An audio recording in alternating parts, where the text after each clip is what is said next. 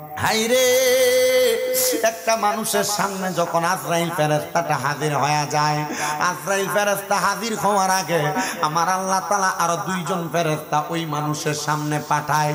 ওই দুইজন ফেরেশতার চোখগুলা হবে নীল রঙের চক্ষু। একটা বান্দার সামনে ওই ফেরেশতা যখন আসে, ওই ফেরেশতাদের নীল চক্ষুগুলা দেখা বান্দা ভয়ে বিছানার মধ্যে প্রস্রাব পায়খানা কইরা দেয়। হাইরে বান্দা ভয়ে বস বিছানায় প্রস্রাব পায়খানা কইরা দেয়। এবার ওই বান্দার সামনে আজরাইল আলাইহিস সালাতু ওয়াস সালাম আগমন করে। আজরাইল আগমন করার সাথে সাথে বান্দা আজরাইলের সঙ্গে মুখ দিয়ে কথা বলার চেষ্টা করে। তখন আমার আল্লাহ তাআলা এই দুই চোয়ালের মাঝখানে বান্দার জিহ্বাটারে আটকায়া দেয়। বান্দা এবার চোখের ইশারা দিয়া বোঝানোর চেষ্টা করে, তখন বান্দার চোখগুলা উল্টে যায়। এ বান্দা তখন যখন মুখ দিয়ে কথা বলতে পারে না, চোখ দিয়ে ইশারা দিয়েও বোঝাইতে পারে না। এবার আজরাইলে বান্দার বুকের মধ্যে একটা থাবা দেয়। থাবাটা দেওয়ার সাথে সাথে বান্দার পায়ের রগগুলা ঠাস ঠাস করে ছিঁড়া যায়, হাতের রগগুলা ছিঁড়া যায়, গাড়ের সাহা রগগুলা ঠাস ঠাস করে ছিঁড়া যায়। এই বান্দা রক্ত আর চলাচল করতে পারে না। নাক এবং মুখের ছিদ্রগুলা খোলা থাকার কারণে বান্দার নাকে মুখে দিয়ে রক্ত বাইর হয়ে যায়। ও নবী গো, এমন কষ্ট পেয়ে যদি আমরা মারা যাই আমাদের কাছে তো ভালো লাগবে না। এমন কষ্ট পেয়ে যদি মারা যাই আমাদের কাছে তো আরাম লাগবে না। এমন কষ্ট পেয়ে মরতে চাই না। আমার নবী কয়, না রে উম্মত না, শুধু এমন কষ্ট না, এমন কষ্ট না। যখন তার রুহুটা কবজ করে একটা জীবিত ছাগলকে লটকাইয়া দিয়া জীবিত অবস্থায় চামড়াটা টাইনা টাইনা ছিললে ওই ছাগলটার যত কষ্ট হয়, একটা বান্দার শরীর থেকে আজরাইলে রুহুটা নেওয়ার সময় বান্দার তত কষ্ট হয়। হাইরে হাইরে, বান্দার রুহুটা যখন কবজ করা হয়, বান্দার রুহুটা কবজ করার পরে ওই রুহুটা নিয়ে যখন আজরাইল তাড়াতাড়ি হাইটা যায়, ওই বান্দার রুহু আজরাইলকে ডাক দিয়া বলে, এই আজরাইল, আমারে তুমি কেন এত তাড়াতাড়ি নিয়ে যাও? যদি জানতাম আমার আল্লাহ আমার জন্য কত আযাব রাখছে, কত গজব রাখছে, তাহলে তুমি আমার এত তাড়াতাড়ি নিয়ে যাইতা না। শুধু এমনে নেয় না রে, এমনে নেয় না। বান্দার রুহু যখন আজরাইল ফেরেশতা নিয়ে যায়, নাকের মধ্যে একটা কাপড় দিয়ে এইভাবে ঢাকনা দিয়ে নিয়ে যায়। আসমানের দরজার মধ্যে যখন বান্দার রুহুটা নিয়ে যায়, আসমানের দরজার মধ্যে তাইকা থু থু করে 19 জন ফেরেশতা বান্দার দিকে থুতু নিক্ষেপ করে। আজরাইল জিজ্ঞাসা করে, এ ফেরেশতারা, বান্দার শরীরের মধ্যে, বান্দার রুহের মধ্যে কেন তুমি থুতু দাও? তখন আজরাইল রে ওই 19 জন ফেরেশতা প্রশ্ন করবে, তুমি নাকের মধ্যে কেন তুমি রুমাল দিয়া রাখছো, কাপড় দিয়া রাখছো? আজরাইল বলবে, এই বান্দা গুনাহ করতে করতে, হারাম খাইতে খাইতে, পরের হক খাইতে খাইতে, সুদ খাইতে খাইতে এই বান্দার রুহটা একটা দুর্গন্ধযুক্ত রূহ হয়ে গেছে। এই জন্য বান্দার রূহ দুর্গন্ধ আমার সহ্য হয় না। আমি আজরাইল এই জন্য আমার নাকে কাপড় লাগাইছি। এবার 19 জন ফেরেশতা বলবে, হায়রে, এই দুর্গন্ধযুক্ত রুহু আমাদেরও সহ্য হয় না, বিদায় আমরা তার শরীরের মধ্যে থুতু নিক্ষেপ করে। ও মুসলমান, নামাজ পড়ে না, দুনিয়াতে হারাম খায়, পরের হক মাইরা মাইরা খায়, সুদের টাকা খায়, ঘুষের টাকা খায়। আপনারা বলেন এমন ব্যক্তি আপনাদের কাঠুয়া মারা এলাকায় আছে না নাই? শুধু নাই না, নাই না, অভাব নাই, অভাব নাই, অভাব নাই, অভাব নাই। এই সুদখোর গুলারে আবার মানছে দৈরা নিয়া মসজিদের সভাপতি বানায়, দৈরা নিয়া মসজিদের সেক্রেটারি বানায়, এলাকার সর্দার মাতাব্বরির দায়িত্ব দেয়। কথা কন না ঠিক কিনে? চা দোকানে বইয়া বইয়া লম্বা লম্বা কথাও কয় আবার এই সুদখোর গুলা। কথা কন না কে? ও মুসলমান, এ হারামখোর গুলার মরার সময় এমন কঠিন শাস্তি দেওয়া হবে। আল্লাহর নবীরে সাহাবায়ে কেরাম প্রশ্ন করে, নবী গো, ও মায়ার নবী, দয়ার নবী, আপনার কাছে জানতে চায় আর কেমন শাস্তি দিব?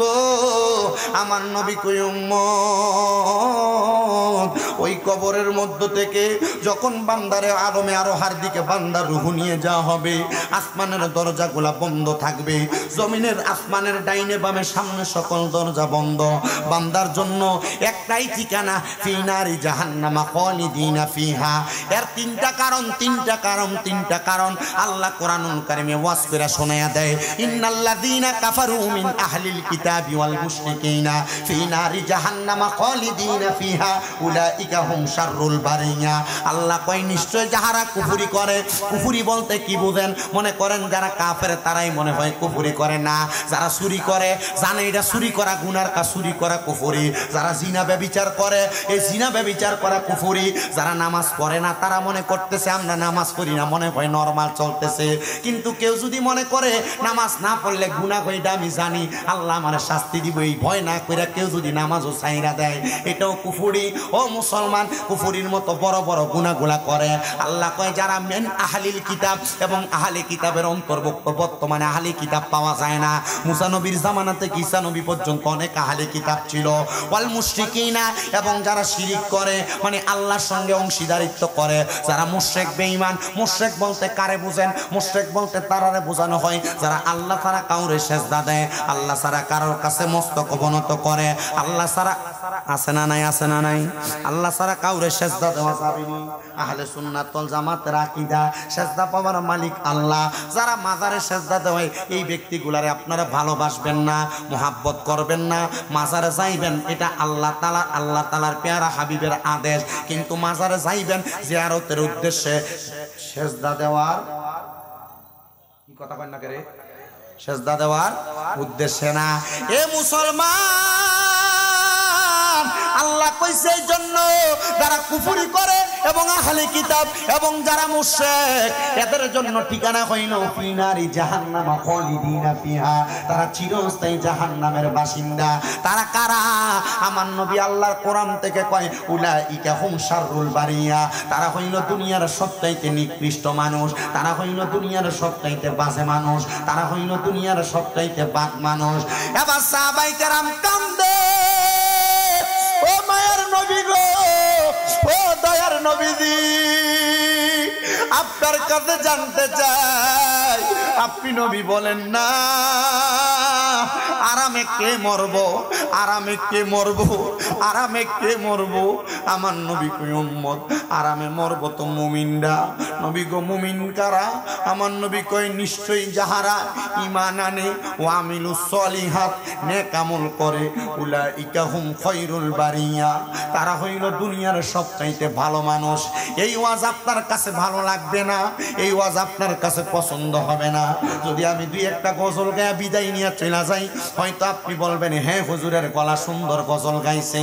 না রে মুসলমান, আল্লাহ কোরআনে কয় ইন্নাল্লাযীনা আমানু, নিশ্চয়ই যাহারা ঈমান আনে ও আমিলুস সলিহাত, নেক আমল করে, উলাইকা হুম খায়রুল বারিয়া, এরা হইল দুনিয়ার সবচাইতে ভালো মানুষ। কষ্ট হয় বাবারা, ওই আমি মরে গেলে আমায় তোমরা ভুইলা যাইও না, আমি মরে গেলে আমায় তোমরা ভুইলা যাইও না।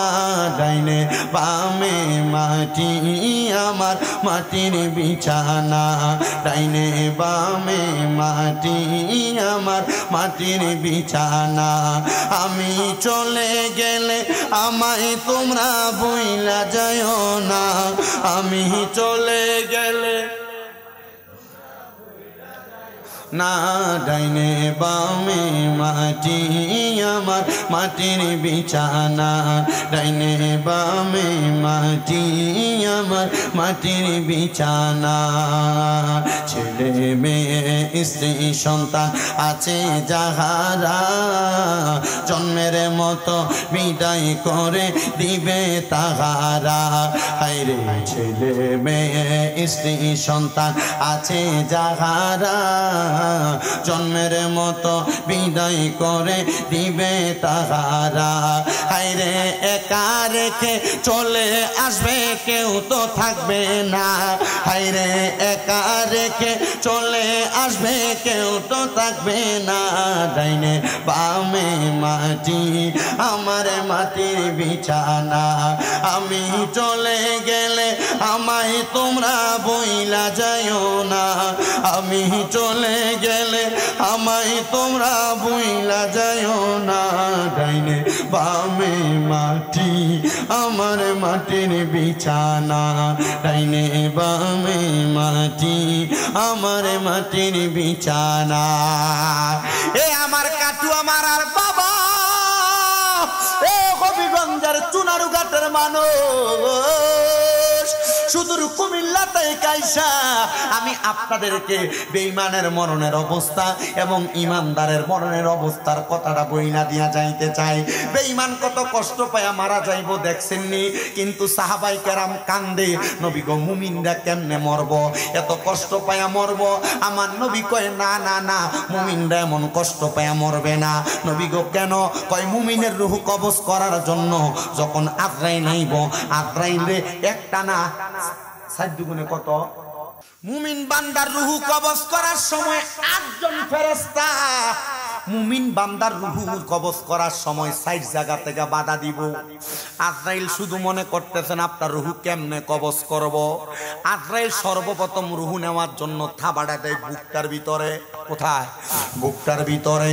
আজরাইল আইসা যখন বুকটার ভিতরে থাবা দিব, এই বুকের ভিতর থেকে ২টা ফেরেশতা জবাব দিব, রে আজরাইল, বান্দার রূহ তো বুক দিয়ে বাহির করা যাবে না, কারণ বান্দার বুকের মধ্যে আল্লাহ এবং রাসূলের ভালোবাসা আছে। এ মুসলমান, আপনি যদি বলেন আপনার ভিতরে আল্লাহ এবং রাসূলের ভালোবাসা আছে, তাইলে কোনোদিন আপনি দুনিয়াতে বদ কাজ করবেন না, বাদ কাজ করবেন না। এবার এ নবীর উম্মতের দল, এবার আজরাইল যখন বুকের ভিতরে বাধাপ্রাপ্ত হইব, আজরাইল এবার মুমিন বান্দার মুখের ভিতরে আক্রমণ করব। কারণ বিওয়াজিকান নূর, মুমিন বান্দার সবচাইতে আকর্ষণীয় জায়গা বান্দার চেহারা।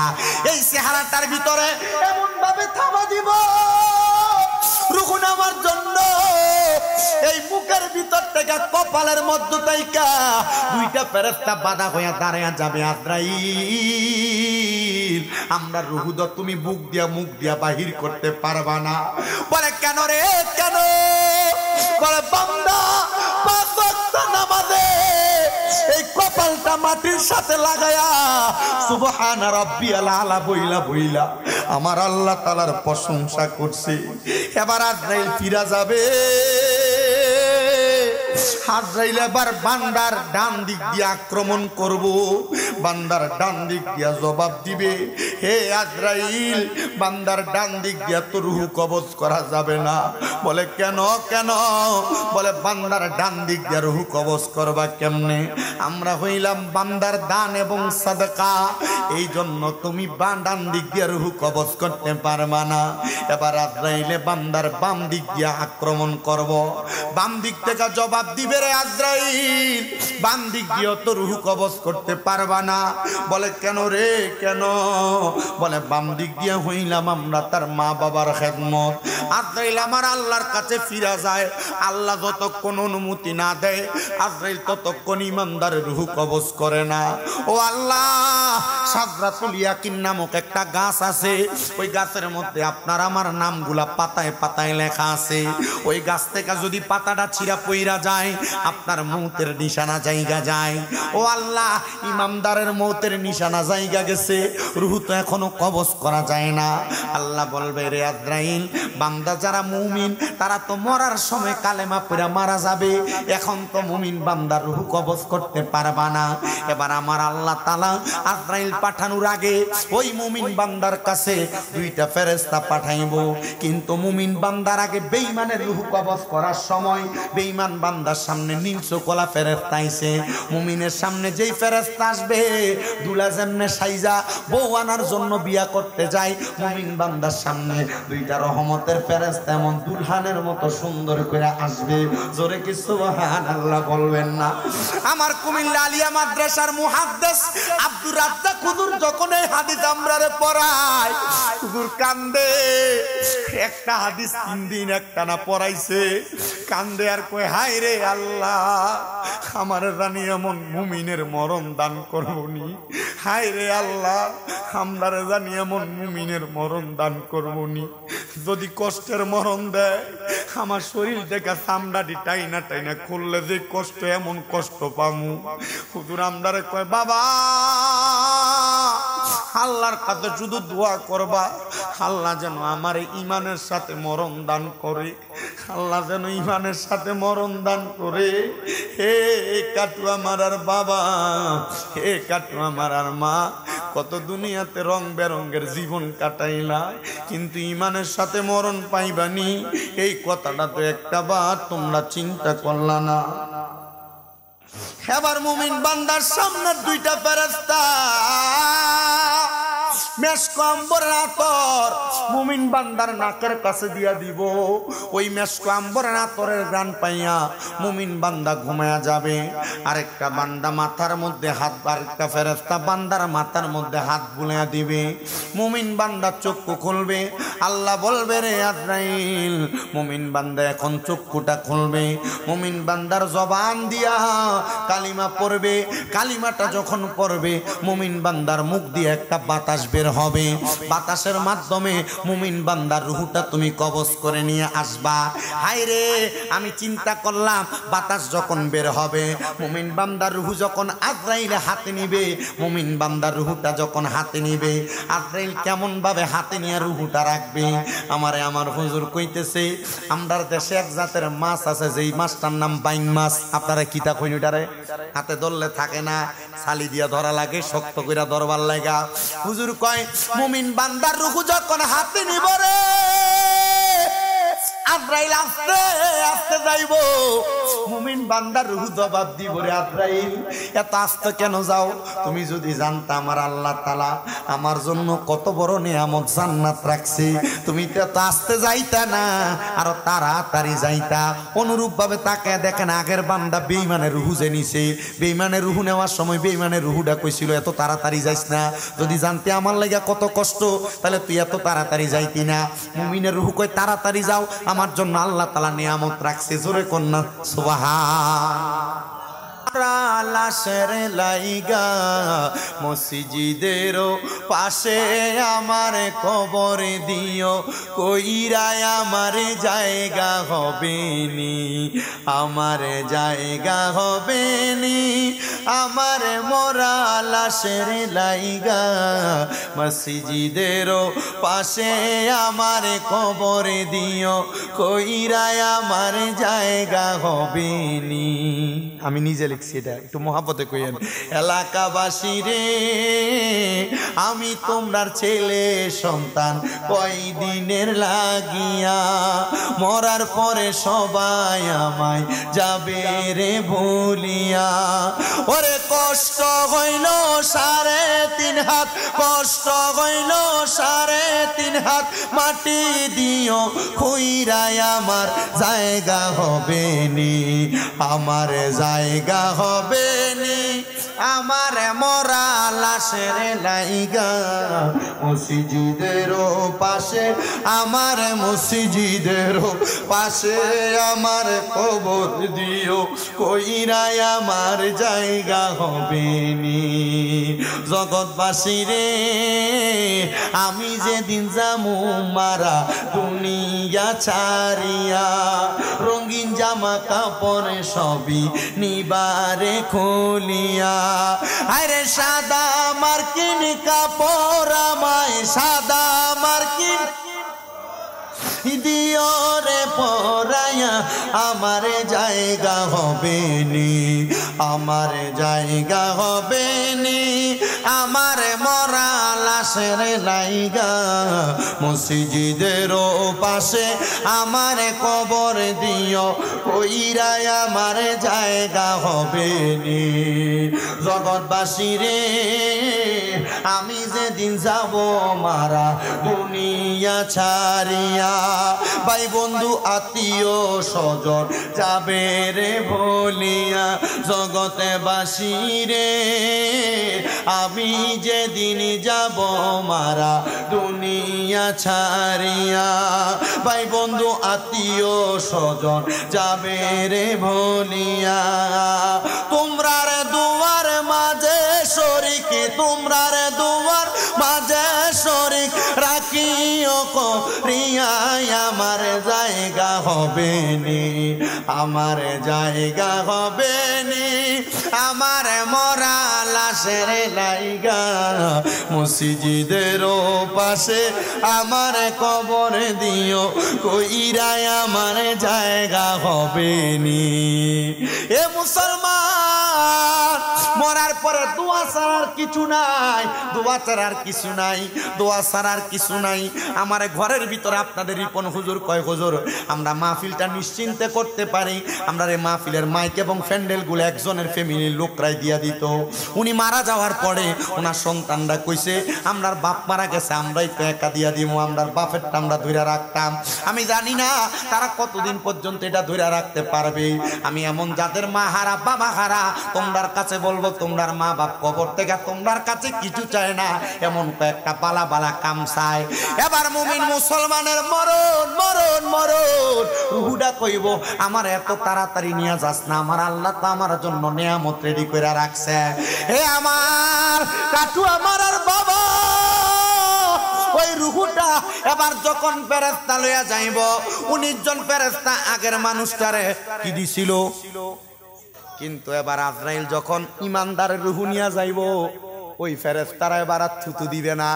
এবার ওই ফেরেশতারা কইব আহলান ওয়া সাহালান মারহাবান দুয়ুফুল্লাহ দুয়ুফুর রহমান, স্বাগতম স্বাগতম, মারহাবা আল্লাহর মেহমান, আসো আসো আসো, মারহাবা। এবার বান্দারা যখন স্বাগতম জানাইব, স্বাগতম পাইয়া আজরাইল ফেরেশতা কইব কিরে তোমরা না তার লানত দিছিলা, এখন দি তোমরা আবার এই বান্দারে স্বাগতম জানাও।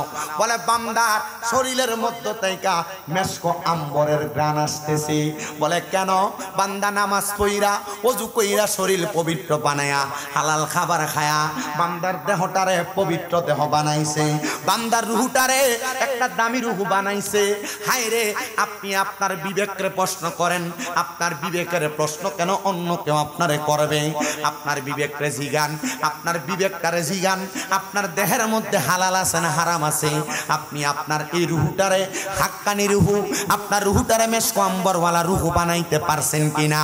এ মুসলমান, এ নবীর উম্মতের দল, এ কাঠুয়া মারা এলাকার পর্দার অন্তরালের মা, বেপর্দা চলবা সাবধান, স্বামীর অবাধ্য হইবা সাবধান, স্বামীর কথার ধমক দিয়া বসায় দিবা সাবধান, তাইলে তোমার এই রুহুটা মারা যাওয়ার পরে দুর্গন্ধ লারু হবে। যদি পর্দা করো, নামাজ পড়ো, স্বামীর আদেশ মাইনা চলো, স্বামীরে ধমক না দাও, শ্বশুর শাশুড়ির উপর অত্যাচার না করো, তোমার রুহু হবে মেশক আম্বরের গ্রানওয়ালা রুহু। কথা কন্যা ঠিক কিনা? এ মুসলমান, কিন্তু ওই বেঈমান বান্দার জন্য আসমানের দরজাগুলা বন্ধ ছিল, ডাইনে বন্ধ, বামে বন্ধ, সামনে বন্ধ, পেছনে বন্ধ। কথা বলতেছিলাম মুমিন বান্দার আগে, ওই মুমিন বান্দার রুহু যখন আজরাইল হাতে নিবে, একটা মাছের কথা কইছিলাম, মাছটার নাম বাইন মাছ। বাইন মাছ যেমন হাত থেকে ফিসলে জায়গা, মুমিন বান্দার রুহু আজরাইলের হাতে থাকবে না, আজরাইলের হাত থেকে পড়ে যাবে। ও আল্লাহ, মুমিনের রুহু তো আমার কাছে থাকে না। আল্লাহ বলবে, হে আজরাইল ফেরেশতা, জান্নাতের মধ্যে থাইকা যাহাবি ওয়াল ফিদ্দাতি, স্বর্ণ এবং রূপার পেয়ালা নিয়ে আসো, মুমিন বান্দার রুহুটা সেখানে রাখো। তোমার কাছে মুমিন বান্দার রুহু থাকবে না, কারণ তুমি আজরাইলের মাঝে দয়া মায়া নাই, এই জন্য আমি তোমার আজরাইল বানাইছি।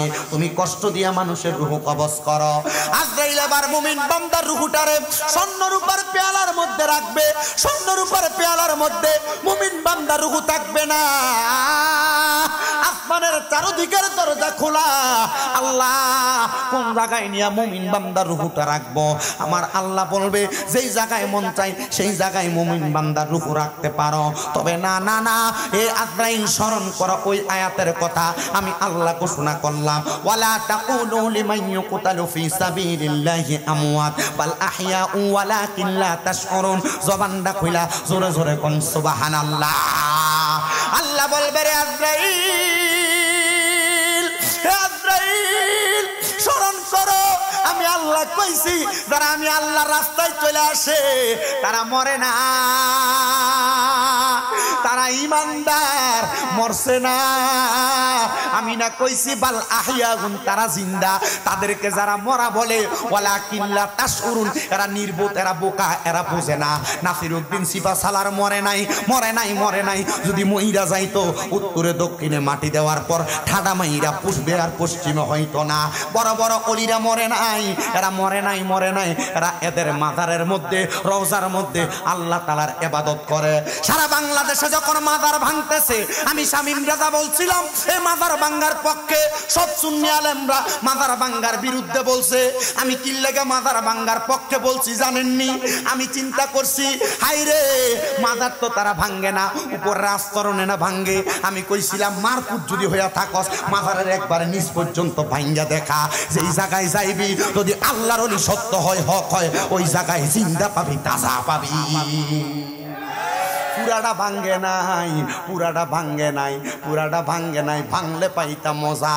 ভাঙতে থাক, ভাঙতে থাক, ভাঙতে ভাঙতে শেষে যায় বুঝতে পারবে আল্লাহর ওলিরা কেমন ধন, আল্লাহর ওলিরা কেমন ধন। পরে দেখলাম আর মাজার দ্বারা ভাঙছে, এরাই আবার একদল আরেক দলের লগে আইটা লাগছে। কথা কন্যা ঠিক কিনা? আমার কথা হলো, ইসলাম প্রচার করেন, মারামারি কেন করেন? দ্বন্দ্ব কেন করেন? সুন্নিরা তো মারামারি করে না, দ্বন্দ্ব করে না। আপনারা মাত্র দুই দলে ভাগ হইছেন। আমরা সুন্নিদের দলের ভাগের অভাব নাই। দরবার আলাদা, কত দরবার, কত পীর সাহেবের মুরিদ আলাদা। কিন্তু কেউ তো কোনো পীরের মুরিদের লগে মারামারি আর ফিডাফিডি করে না। করব কেমনে? তারা জানে দরবার যদিও একটা আলাদা, রসুনের কোষগুলা ছড়ায়া ছড়ায়া থাকে, নিচের দিক দিয়া মিল থাকে। আমরার মূল হইল মুহাম্মাদুর রাসূলুল্লাহ। জবান খুলে জোরে জোরে বলেন সুবহানাল্লাহ। ওরে মদিনারো পাক মাটিতে আমার নূরের নবী শুইয়া কান্দে রে। আমরা সবাই যাইতে পাগলে, আমরা সবাই যাইতে পাগলে ওই মদিনা মুনাওয়ারা। তোমরা যদি যাও গো মদিনা, বলেন সালাত সালাম জানাই, দুরূদ সালাম জানাই নবীজির দরবারে। নবী গো আমরা গুনাহগারে। আমরা দরবার আলাদা, আমরার মূল সেন্টার সোনার মদিনা। মুমিন বান্দার রুহুটা ফিরাইয়া দিব। মুমিন বান্দার রুহু কবরে শান্তি পাইব। কিন্তু কবর তাইকা বড় মারাত্মক হাসরের ময়দান। আপনারা জানেন কিনা জানি না, দুনিয়ার জমিনে কোনো মানুষ যদি কোনো মানুষের বিন্দু পরিমাণ সম্পদ দখল করে, জমি দখল করে, ওই মানুষটা কবরে যাওয়ার পর কত হুজুররা হাদিস কয় কবরের মাটি তারে সাপ দিব। ওই কবরের মাটি কবরে সাপ দিত না, এই কবরের মাফে মাফে হাসরের ময়দানের মধ্যে আমার আল্লাহ তাআলা বান্দাটারে কবরের ভিতরে ঢুকাইব। ওই কবরে ঢুকাইয়া রে এমন দূরে দূরে হাসরের ময়দানে চাপ দিব, ডান দিকের চারটা হাড্ডি ভাঙ্গা ভাঙ্গা বাম দিক দিয়া ঢুকবো, বাম দিকের হাড্ডি গুলা ভাঙ্গা ভাঙ্গা ডান দিক দিয়া ঢুকবো। এত জ্বালা, এত কষ্ট, এত মারাত্মক যন্ত্রণা। এই যন্ত্রণা কেমনে তুমি কবরে সহ্য করবা? হে কাঠুয়া মারার বাবারা, হে কাঠুয়া মুরার যুবক, হে কাঠুয়া মুরার বাবা, হাসরের ময়দান শুধু এমন হবে না। নবী আমার কয় তামা যেমন তামার চাইতে উত্তপ্ত হাসরের ময়দান। পাওটাও তো রাখতে পারবে না, মাত্র 4 আঙ্গুল নিচে 12 সূর্যের তাপ একটার উপরে একটা হাসরের ময়দানে দিতে থাকবে। নারী বলো পুরুষ বলো সবাই উলঙ্গ আসমানের দিকে তাকায়া থাকবে। এরা তাকায়া তাকায়া শুধু চিন্তা করবে, হায় আফসোস আমরা কোথায় দাঁড়াইলাম। ওই হাসরের ময়দানে আরো মারাত্মক অবস্থা। মানুষগুলা যখন হাসরের ময়দানে যাবে, কারণ এই নাভি পর্যন্ত ঘাম থাকবে, ঘামের সাগরে হাঁটবে। কারণ কারোর বুক পরিমাণ থাকবে, কেউ ঘামের সাগরের মধ্যে সাঁতার কাটবে। হাসরের ময়দান বড় মারাত্মক ভয়ঙ্কর জায়গা। ওই জায়গার মধ্যে কোনো মানুষ উপায় পাবে না। কিন্তু যারা আখিরি নবীর উম্মত, আখিরি নবীর কথাগুলা মাইনা চলছে, নবী কয় হাসরের ময়দানে একটা পতাকা থাকবে যার নাম হলো লেওয়ায়ে হামদ। ওই লেওয়ায়ে হামদ নামক একটা পতাকা থাকবে। নবী আমার কই লেওয়ায়ে হামদের পতাকার মালিক আমার আল্লাহ, আমি নবীরে বানাইছে।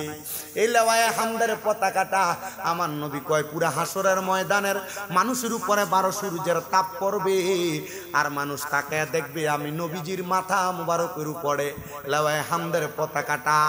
সবাই আইসা আমি নবীজির পতাকার তলে ঢুকতে চাইবে, সবাই ঢুকতে পারবে না। আমার আল্লাহ তাআলা আমি নবীর উম্মতদেরকে মায়া কইরা কইরা ঢুকাইব। ওই লেওয়ায়ে হামদের পতাকার নিচে আল্লাহ তাআলা আমারে আপনার জায়গা দিবনি। একবার চিন্তা করে দেখেন। আপনি আপনার নিজের বিবেককে প্রশ্ন করেন, আপনি আপনার নিজের বিবেককে প্রশ্ন করেন। প্রশ্ন করলে আপনি আপনার উত্তর পাওয়া যাবেন, প্রশ্ন করলে আপনি আপনার উত্তর পাওয়া যাবেন। লেওয়ায়ে হামদের পতাকার নিচে আপনি জায়গা পাবেননি। হাবিব ও দয়ার নবী, লেওয়ায়ে হামদের পতাকার নিচে আমরাও তো জায়গা পাইতে চাই। সাহাবায়ে কেরাম আমার নবীরে প্রশ্ন করে, নবী আপনি যে বলছেন হাসরের ময়দানে পুরুষ উলঙ্গ নারী উলঙ্গ, কেউ কি কারোর দিকে তাকাবে না? বলে তাকাবে দূরের কথা, নিঃশ্বাস ফালানোর সময়টাও সে বের করবে না, কারণ এটা বড় মারাত্মক ভয়ঙ্কর জায়গা। মুসলমান তুমি মনে করছো দুনিয়াটা মস্ত বড়, খাও দাও ফুর্তি করো, নিজের মতো করে উড়াইতেছ। মা বোনেরা মনে করছে স্বামীদের ধমক দিয়া কথা বলো, মা বোনেরা মনে করছে শ্বশুর শাশুড়িরে মার মতো মনে না কইরা আপনি যে তাদের সঙ্গে খারাপ ব্যবহার করতেছেন। আপনারা যে মনে করছেন ব্যাপারটা ভাবে চুনারুঘাটের বাজারে যায়া, ব্যাপারটা ভাবে রানীগাঁওয়ের পার্কে যে ঘুরে বেড়ায়া আপনি আপনারা স্বাধীন মনে করছেন। কবরে গেলে বাঁচবেন না, কবরে কঠিন শাস্তি কঠিন আযাব হবে স্বামীর অবাধ্য হওয়ার কারণে, বেনামাজি হওয়ার কারণে। এ মা আপনাদের সবার কাছে আবদার, যদি জান্নাতে যাইতে চান, কবরে শান্তি চান, 4টা কর্ম করেন। 1 নাম্বার নামাজ, 2 নাম্বার পর্দা, 3 নাম্বার রোজা, 4 নাম্বার আপনার স্বামীর আদেশ মাইনা চলবেন। বর্তমানের অনেক মহিলারা স্বামীর আদেশটা মাইনা চলতে চায় না। স্বামী যদি কয় এই দিকে, মহিলা যায় ওই দিকে। মার্কেটে যাইতে স্বামী নিজেও চিন্তা করে না বউ কতবার মার্কেটে যায়। এ জামাইরা তোমরা যারা নিজের বউরে বেপরদা ছেড়া দাও, তুমি থাকো আজাইরা, তোমার বউ হইয়া যায় বাজাইরা। না না না, এমন কর্ম কইরা তুমি তোমার বউরে বাজাইরা বানাইয়া নিজে জাহান্নামে যাইবা। আর অনেক বেরিয়া জামাই যদি 1000 বার মানা করে বাজারে যাওয়া বন্ধ করে না। মনে রাখবা গো মা, মনে রাখবা, কবরে শান্তি চাইলে স্বামীর আদেশ মাইনা চইল। আমার নবী কয় কোনো মহিলা তার স্বামীর আদেশ ছাড়া বাবার বাড়িতেও যাইতে পারবে না। আর আপনার বউ বাবার বাড়ি দূরের কথা, যেখানে ইচ্ছা সেখানেই নিজের ইচ্ছা মতো চইলা যায়। ওই কবরে ভয় করো, ওই হাসরকে ভয় করো। পুরুষ বলো নারী বলো সবাই কাঠুয়া মারার বাবা আর কোনদিন তোমাদের কাছে আসবো কিনা জানি না। আমি তোমাদেরকে আমি আমার কথাগুলা তোমাদেরকে বুঝিয়ে দিতে চাই। যদি আমি আমার কথাগুলা তোমাদেরকে না বইলা দিয়া যাই, আল্লাহ কাল কিয়ামতের ময়দানে আমার জিহ্বাটা কাটবে হাসরের ময়দানে। এই জন্য বলি রে বাবা, যে যেখানে থাকেন না কেন মনোযোগ দিয়া শোনেন।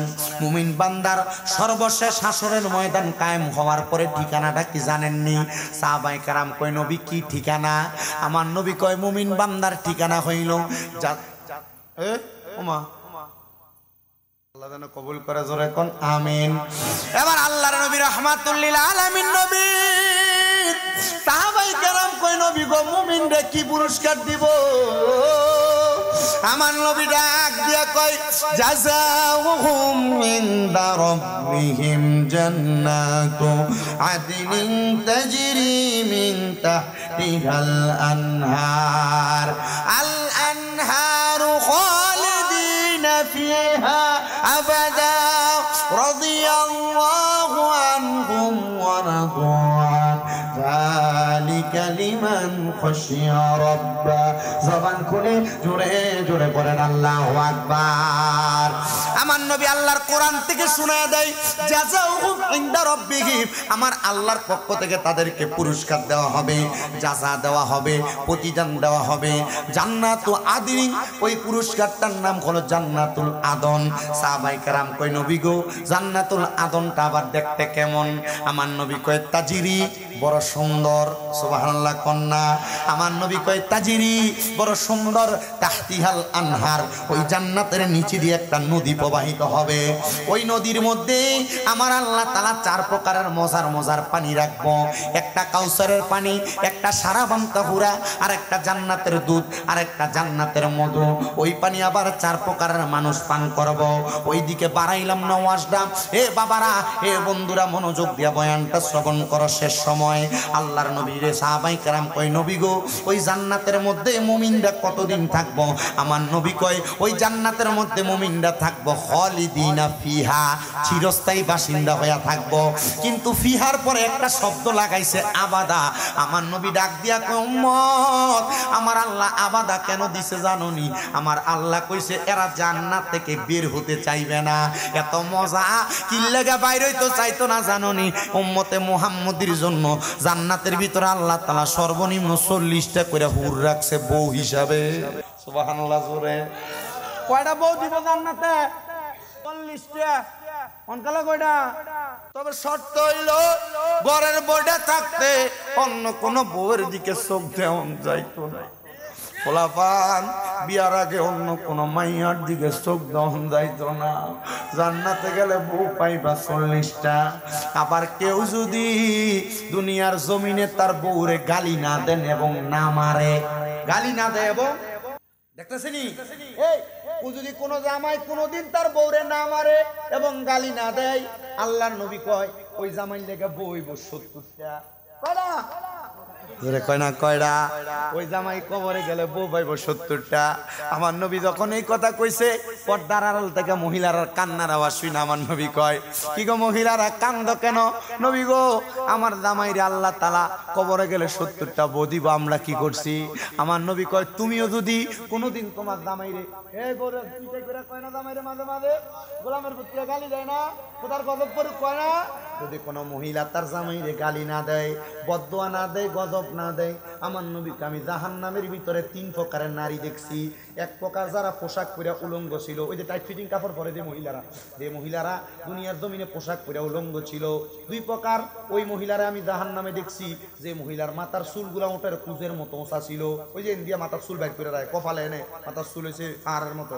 আর 3 প্রকার ওই মহিলা, যে মহিলা তার জবান দিয়া জামাই এবং ফুতের বদদোয়া দেয়, গজব দেয়, লানত দেয়, এই মহিলারা আমি নবী দোজখের ভিতরে দেখছি। আমার নবী কয় হ্যাঁ মহিলা শোনো, যদি তুমি কোনোদিন তোমার স্বামীকে লানত না দাও, গালি না দাও, স্বামীর অবাধ্য না হও, তাহলে তোমারে ওই 70 জন হুর গিলমানের আমার আল্লাহ সরদারি বানাইয়া দিব। আরো জবান খুলে কন্যা সুবহানাল্লাহ। এ মুসলমান, এ নবীর উম্মতের দল, আশিক রাসূল ভাই বাবারা, মনোযোগ দিয়া বয়ানটা শ্রবণ করো। আল্লাহর নবী কয় খালিদিনা ফিহা আবাদা, ওই জান্নাতের মধ্যে চিরস্থায়ী বাসিন্দা হইয়া থাকবে, বের হতে চাইবে না। সাহাবায়ে কেরাম কয় নবী গো, জান্নাতে কারা কারা থাকবো? আমার নবী কয় রাদিয়াল্লাহু আনহুম ওয়া রাদু আন, যারা আল্লাহর প্রতি খুশি, আল্লাহ যারার প্রতি খুশি।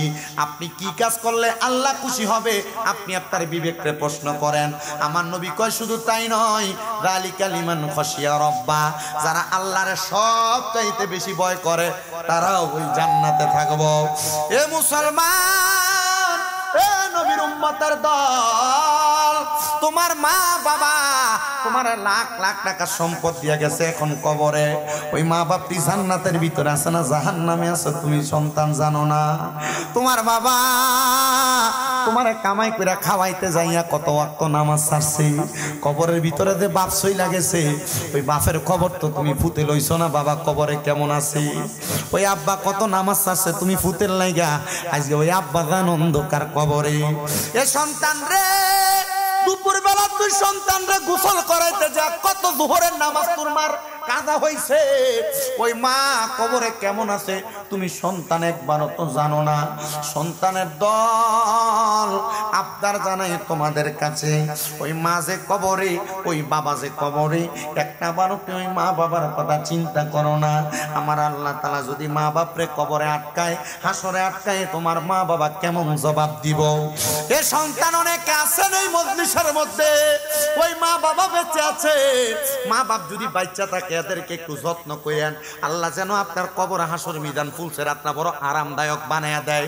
অনেক সন্তান তো বউ কথায় কথায় কইছে আপনারা 2-3 ভাই, আপনি একাকী লেগে আপনার মা বাপরে খাওয়ান, তারা কি খাওয়াইতে পারেন? এই কথা শুনে মা বাপরে আলাদা কইরা দেয়, আসেন এমন ফুতায়। আল্লাহর দোহাই লাগে সাবধান, এমন কথা শুনে মা বাপরে দুধা কইরো না, আলাদা কইরো না। সন্তান কবর হাসর মিজান সব অন্ধকার দেখবা, দুনিয়ার মরণ তো অন্ধকারের মরণ হইব। অনেক সন্তান বাইয়ে বাইয়ে ঝগড়া কইরা মা বাপরে আলাদা করে দিছে, মা বাপরে খানা দেয় না।